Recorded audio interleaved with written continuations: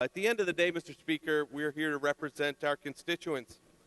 I think on an issue such as education, it's probably best to hear their words. I want to start out by reading something from a constituent and a parent in my district. It says, "What do you value from your school system? Art, music, science, social studies, math, real literature, creative writing, learning projects, foreign language, electives, recess, field trips, athletic programs, advanced classes. Why do we need to choose? Our kids deserve it all. Standardized testing, the teacher evaluation system, and requirements of Common Core are sucking our resources of time and money, and our kids are the ones being impacted." That's from Teresa in my district. I also want to read to you from something Shirley wrote me. "Today, public education is once again under attack by Governor Cuomo and his proposed budget. As you prepare to vote on Cuomo's current budget and its ties to education, please consider the following facts. Large-scale, standardized achievement tests are not designed to measure individual student knowledge or teacher efficacy.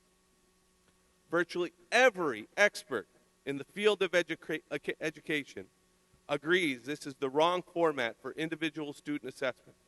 Across New York State, educators and academics like Dr. Lee, Dean of UB's Graduate School of Education, and Dr. Garrison, Director of Doctoral Programs at DeUville College, have publicly criticized using standardized achievement tests in this manner. Standardized tests are not based on general knowledge. They are based on specific knowledge contained in specific sets of books, the textbooks created by the test makers, which not all districts can afford, but the test makers certainly make lots of money on. Standardized testing has not improved student achievement. Since 2002, the U.S. slipped from 18th in the world in math on the Program for International Student Assessment to 31st place in 2009.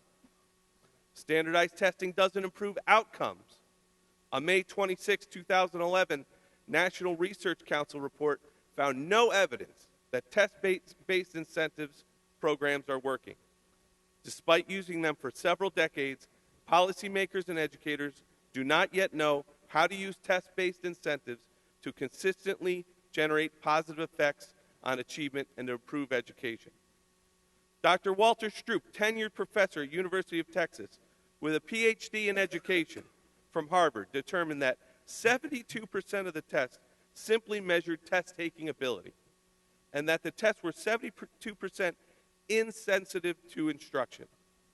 The American Statistical Association, most value-added measure studies find that teachers account for about 1 to 14% of the variability in test scores, and that the majority of the opportunities for quality improvement are found in the system-level conditions. In light of the extensive evidence that high-stakes standardized tests are not improving the education and are simply a drain on valuable New York State resources, I am asking you to vote no to the governor's proposed budget and its ties to education funding. Mr. Speaker, I can tell you,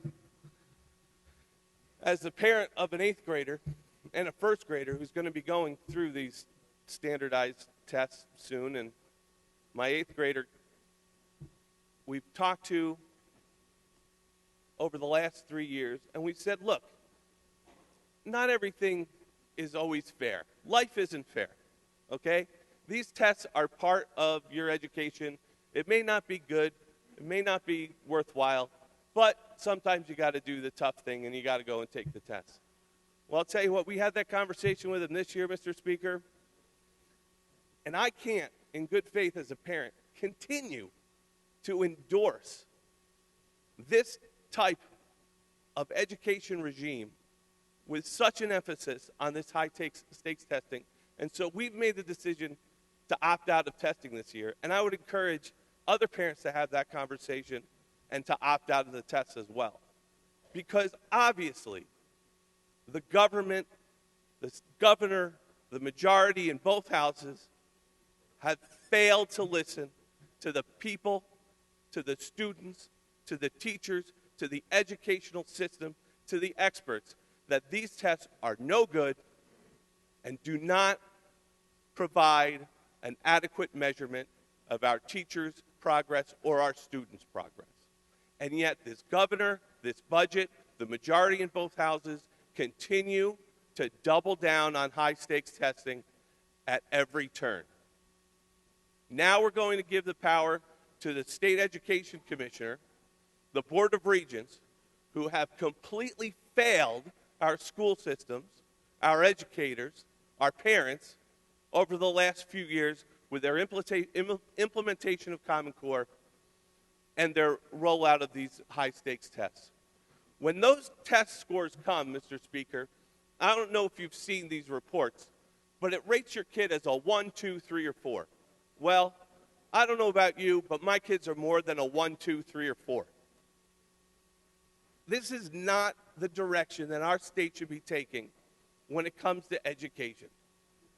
And I would just say that in this budget, in this bill, we're tying ethics reform into education. Well, I'm not going to sell out my kids for some watered-down piece of ethics reform that does nothing to change the culture of corruption that we find here in Albany. I will not vote for this bill just because some piece of watered-down ethics reform is part of it. I'm going to stand with our kids, I'm going to stand with our teachers, and I'm going to vote no on this, and I encourage everyone else to as well. Thank you, Mr.